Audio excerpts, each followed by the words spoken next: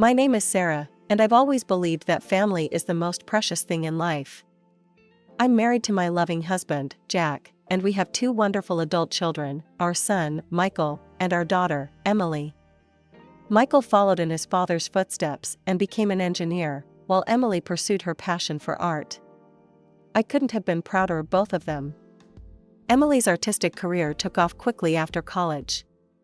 She organized exhibitions that drew quite a crowd, and I never missed a single one. I remember her first major show like it was yesterday. The gallery was packed, and Emily's paintings were the talk of the evening. As I walked around the gallery admiring Emily's work, I spotted her talking animatedly with a tall, handsome man. Little did I know then that this man, David, would become her husband and the father of my granddaughter. Their whirlwind romance was a joy to watch. David seemed to adore Emily, and she was happier than I'd ever seen her. They married in a beautiful ceremony just a year after they met, and soon after, Emily announced she was pregnant. I was over the moon at the prospect of becoming a grandmother. When little Sophia was born, I fell in love all over again. She had Emily's dark curls and David's green eyes, a perfect combination of both her parents. It was around this time that Emily made a decision that surprised me. She announced that she was quitting her job to work from home and raise Sophia full-time. "Are you sure about this, honey?" I asked her one afternoon as we sat in her living room, watching Sophia play with her blocks. "Your career was just taking off. I'd be more than happy to help with Sophia if you want to keep working." Emily shook her head, a determined look in her eyes. "I appreciate the offer, Mom, but I want to do this myself. I'm ready to sacrifice my career for Sophia. She needs me right now."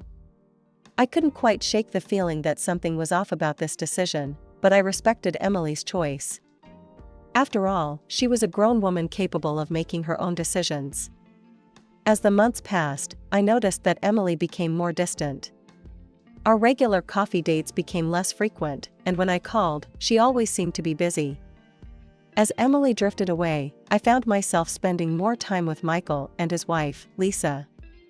When they had their son, Tommy, Lisa asked if I could help out as a nanny. Of course, I jumped at the chance. And so, I threw myself into my role as Tommy's nanny. It was exhausting but rewarding work, and it helped fill the void left by Emily's absence.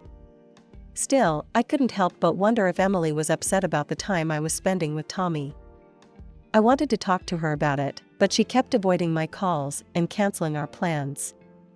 As Christmas approached, I held on to hope that Emily would reach out. I imagined us all gathered around the tree, Sophia opening presents with wide-eyed wonder. But as the days ticked by, that hope began to fade. On Christmas Eve, I sent Emily a message. "Merry Christmas, sweetheart. We miss you and would love to see you tomorrow. Love, Mom." Hours passed, with no response. I tried to focus on the joy of having Michael, Lisa, and Tommy over, but Emily's absence cast a shadow over the festivities. Christmas morning came and still no word from Emily. As we sat around opening presents, I couldn't help but notice the empty spot where Emily, David, and Sophia should have been. "Mom, are you okay?" Michael asked, noticing my distraction. I forced a smile. "Of course, dear. Just thinking about how fast you've all grown up." But inside, I was seething. This wasn't just about missing a family gathering anymore. This was about crossing a line. After the presents were opened and the dinner was cleared away, I turned to Jack. "We need to go see Emily," I said firmly. "This has gone on long enough." Jack knew better than to argue when I used that tone. He nodded, and we began gathering gifts for Emily, David, and Sophia. As we pulled up to their house, I noticed that the curtains were drawn, and the Christmas lights that Emily usually put up were noticeably absent. My heart sank a little more. We approached the front door, arms laden with gifts. Jack rang the doorbell, and we waited. Seconds stretched into what felt like hours before we heard movement inside. The door creaked open, and there stood Emily. My heart nearly stopped at the sight of her. She looked different. Tired, yes, but there was something more. Her eyes, usually bright and full of life, seemed dull and wary. She was wearing long sleeves, despite the warmth of the house, and she held herself as if she was in pain. "Mom? Dad? What are you doing here?"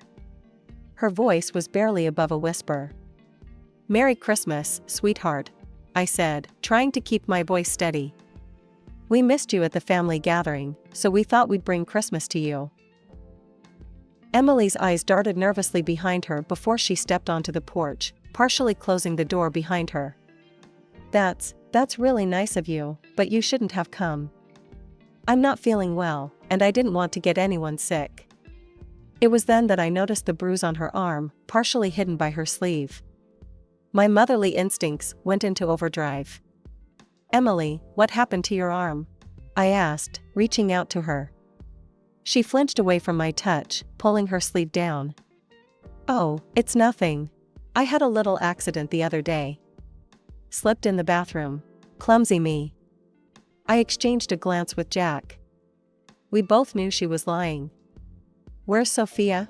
Jack asked, trying to peek inside the house. "We brought her some presents."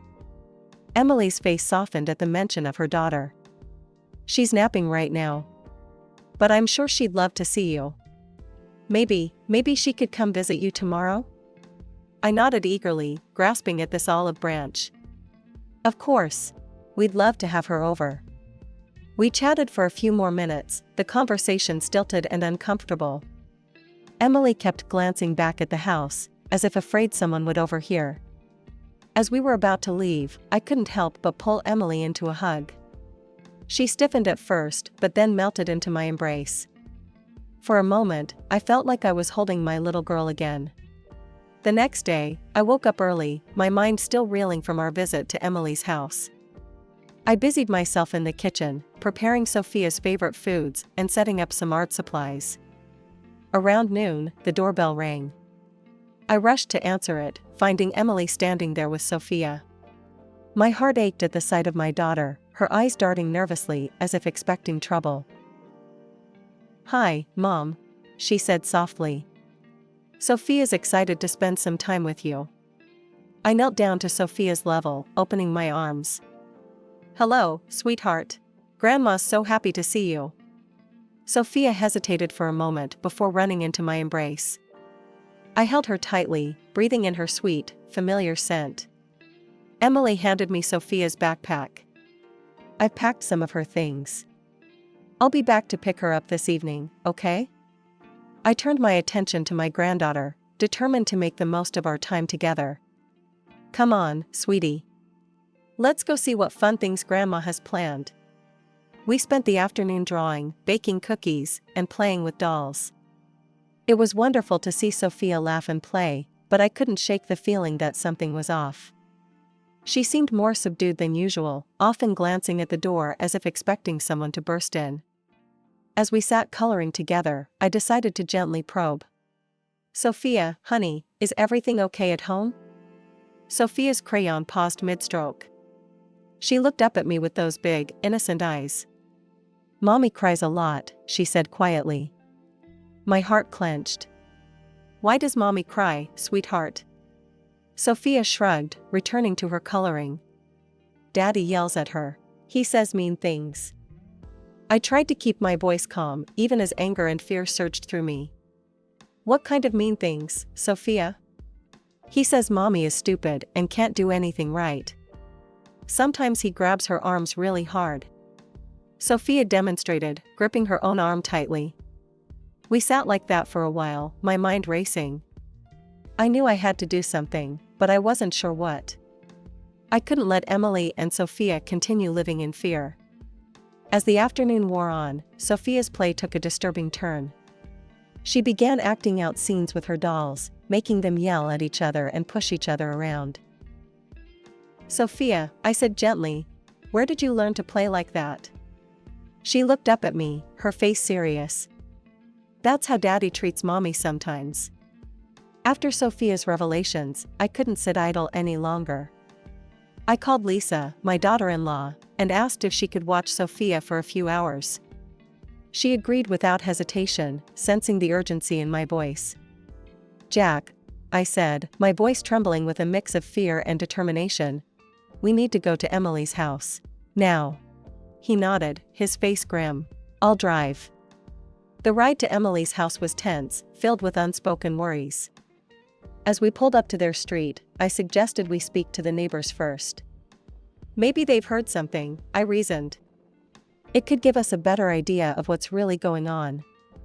We approached the house next door, and a middle-aged woman answered. Her eyes narrowed as we introduced ourselves as Emily's parents. We're concerned about our daughter, I explained. Have you heard any disturbances from their house? Any arguments or screaming? The woman's face hardened. I haven't heard a thing, she said dismissively. They seem like a perfectly normal couple to me. Her arrogant tone set my teeth on edge, but I thanked her politely. As we walked away, Jack squeezed my hand reassuringly.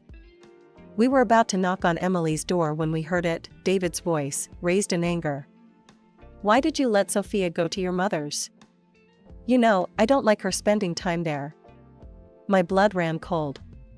Jack and I exchanged a look of horror before I jabbed the doorbell, my heart pounding. The shouting abruptly stopped. Moments later, David opened the door, a pleasant smile plastered on his face. Sarah, Jack, what a surprise. What brings you here? He asked, his voice eerily calm. I peered past him, my eyes widening as I saw Emily struggling to her feet. Without a word, I pushed past David and rushed to my daughter's side. Emily, sweetheart, are you all right? I asked, checking her for visible injuries. She nodded weakly, avoiding my gaze. Anger surged through me as I turned to face David. How dare you treat my daughter like this? I hissed, my voice low and dangerous. I know what's been going on here, and I won't stand for it any longer. David's facade cracked for a moment before he regained his composure. I think you've misunderstood, Sarah. I'm simply trying to raise my wife properly. She can be quite difficult sometimes, you know. Raise her? I spat. She's your wife, not your child. And there's nothing proper about abuse. David's eyes narrowed. Why don't we ask the neighbors? They'll tell you everything's fine here. In that moment, I realized the horrifying truth. The neighbors were complicit in this abuse, turning a blind eye to Emily's suffering. I think it's time for you to leave, David said coldly. I need some time to cool down. We can discuss this misunderstanding later. Before I could protest, he was out the door, leaving us alone with Emily. As soon as he was gone, Emily broke down. Through her tears, she began to reveal the full extent of her ordeal. David had forced her to quit her job, isolated her from family and friends. He controlled her every move, checking her phone and taking away her car. He told the neighbors I was a bad wife and mother, she whispered. That he was raising me to be better. They all believed him. I became an outcast in my own neighborhood. My heart shattered as I listened to my daughter's pain. I held her tightly, vowing silently that I would do whatever it took to get her and Sophia out of this nightmare. He's gone to get more alcohol, Emily said, fear creeping into her voice. He'll be back soon. As we began to plan our next move, I knew we were in for a fight. But looking at my daughter's bruised but hopeful face, I knew it was a fight worth having. No matter what it took, we would free Emily from this cycle of abuse and bring her home where she belonged. I turned to Emily, my voice firm but gentle. Sweetheart, I want you to pack your things and Sophia's. You're coming home with us. Emily's eyes widened with a mix of hope and fear. But Mom, what about David? He'll be so angry. Jack stepped forward, his jaw set with determination. That's his problem, not yours. I'm your father, and I'll protect you. Both of you. With trembling hands, Emily began to gather their belongings. I helped her, moving quickly and efficiently, knowing time was of the essence. Within minutes, we had packed the essentials into 2 suitcases. As we left the house, I could hear murmuring voices. A group of neighbors had gathered near the gate, their eyes following us with disapproval. An elderly woman stepped forward, her face pinched with judgment. You should be ashamed, she spat at me. You've raised your daughter poorly. She should be grateful that her husband tolerates her and takes care of her and the child."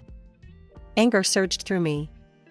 Without a word, I gently took Emily's arm and pushed up her sleeve, revealing the dark bruises that mottled her skin. "Is this what you call taking care?" I asked, my voice ringing out in the sudden silence. "Would any of you like to be raised like this?" The neighbors' faces flushed with embarrassment, and they quickly dispersed, avoiding eye contact. We hurried to the car, Jack helping Emily with the suitcases, while I kept watch. Just as we were about to leave, I spotted a familiar figure running towards us. "David," I gasped. He was red-faced with rage as he reached the car, immediately grabbing for Emily. "What do you think you're doing?" he snarled. Before I could react, Jack was there, pushing David away from the car door. "Don't you dare touch her," he growled. "Stay away from my daughter." David's eyes darted between us, his fists clenching and unclenching at his sides. The situation was escalating quickly. "We need to call the police," I said, pulling out my phone with shaking hands. As I dialed, Jack ushered Emily into the car. We quickly locked the doors, our hearts pounding as David circled the vehicle like a predator. "You can't take her," he shouted, kicking the car in frustration. "She's my wife." I spoke calmly to the 911 operator, explaining the situation while keeping an eye on David's increasingly erratic behavior. Emily sat in the back seat, her face pale with fear. "It's okay, sweetheart," I reassured her. "The police are on their way. We're going to be fine." Minutes felt like hours as we waited, David's shouts growing more desperate. I could see neighbors peeking out of windows, witnessing the scene but doing nothing to intervene. Finally, we heard sirens in the distance. David's face contorted with panic, and for a moment, I thought he might try to run. But he stood his ground, a defiant look in his eyes as the police cars pulled up. The arrival of the police brought a momentary sense of relief. Officers quickly assessed the situation, examining Emily's visible injuries and taking statements from all parties involved.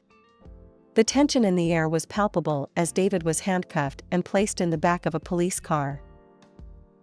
"He'll be detained for a few days while we investigate," one of the officers informed us.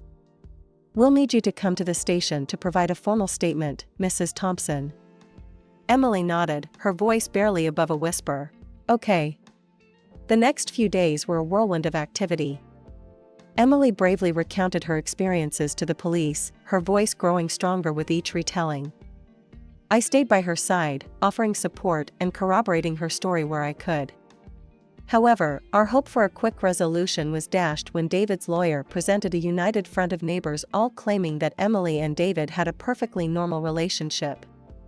"She's always been dramatic," one neighbor testified. "David's a saint for putting up with her."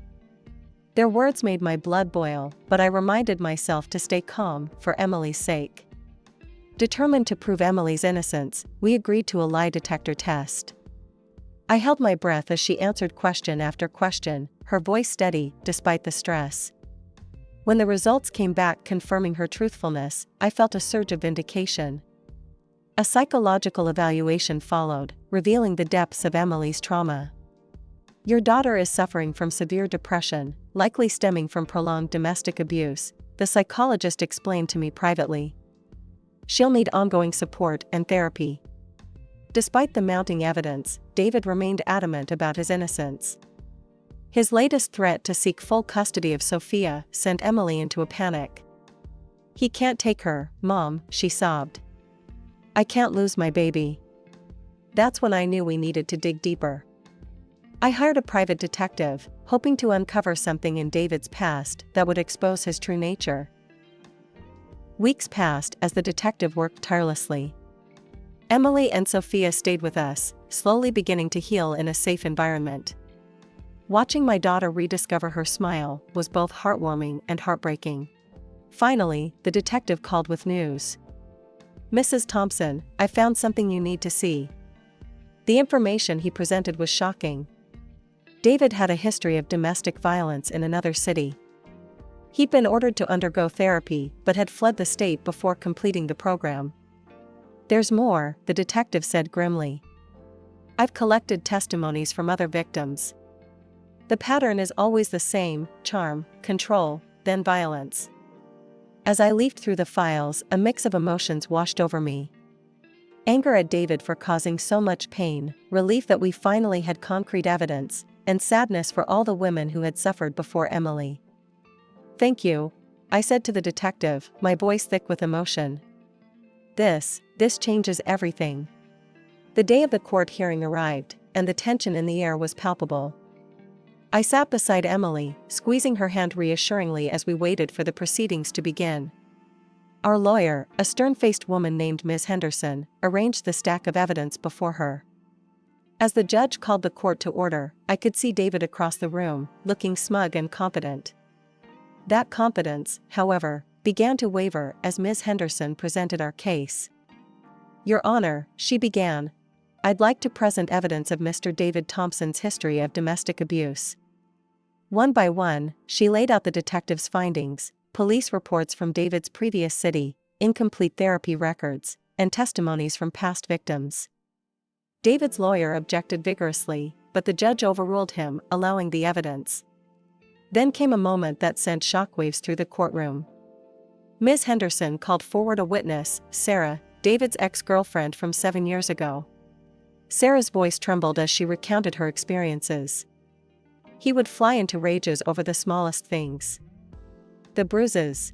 I had to cover them with makeup every day." Next, Ms. Henderson presented Emily's lie detector results and psychological evaluation. "As you can see, Your Honor, Mrs. Emily Thompson's account has been verified by multiple professional sources." The coup de grace came in the form of voice messages David had left on Emily's phone. His threatening voice filled the courtroom. "If you ever try to leave me, I'll make sure you never see Sophia again." Just when I thought we'd presented everything, Ms. Henderson surprised us all. "Your Honor, we have one more witness. With the court's permission, I'd like to call Sophia Thompson to the stand, accompanied by her child psychologist." My heart clenched as I watched my 5-year-old granddaughter walk to the front of the courtroom, her small hand clasped in the psychologist's. Sophia's eyes were wide, but her voice was clear as she spoke. "Daddy would yell at Mommy a lot," she said. "He would push her and say mean things. It scared me." Then came the moment that left the entire courtroom in stunned silence.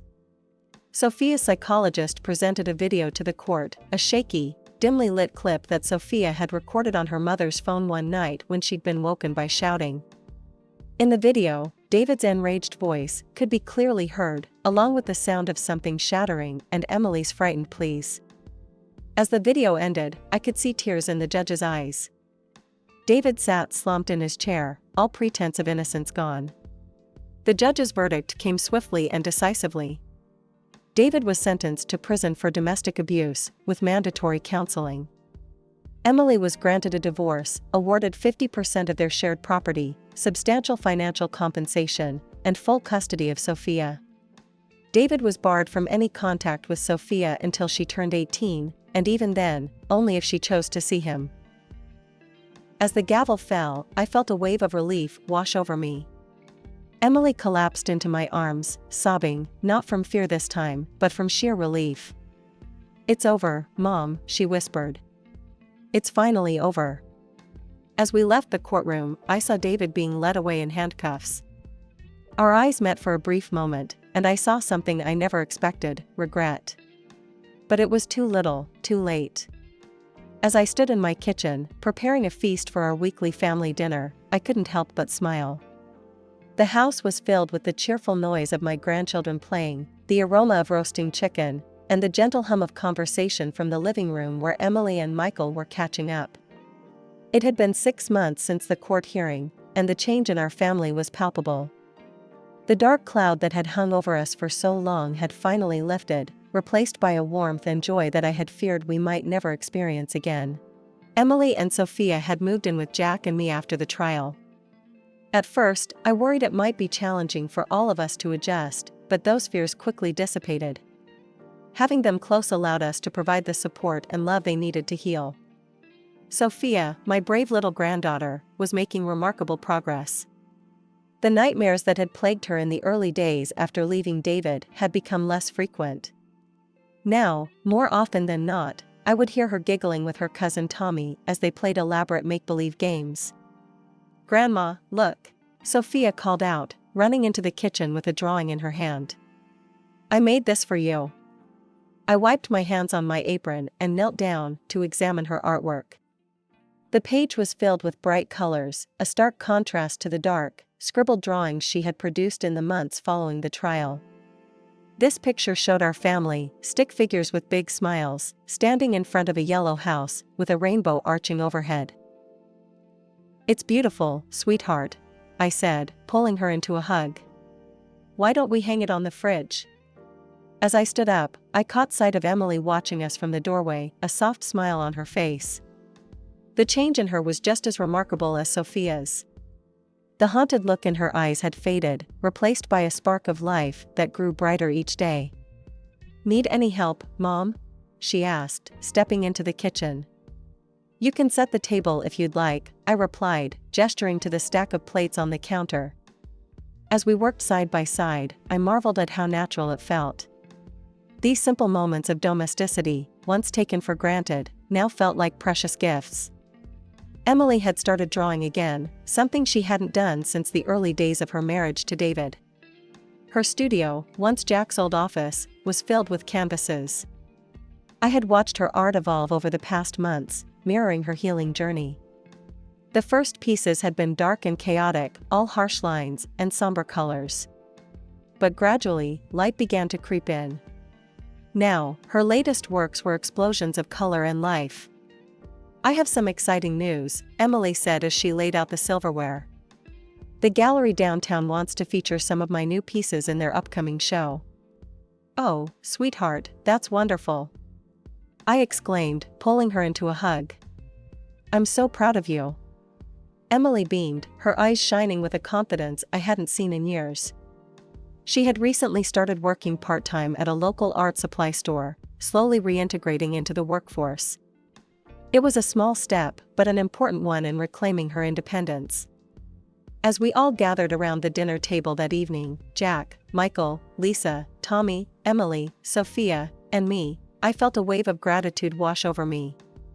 The road to this moment had been long and painful, but looking at the smiling faces of my family, I knew it had been worth every struggle.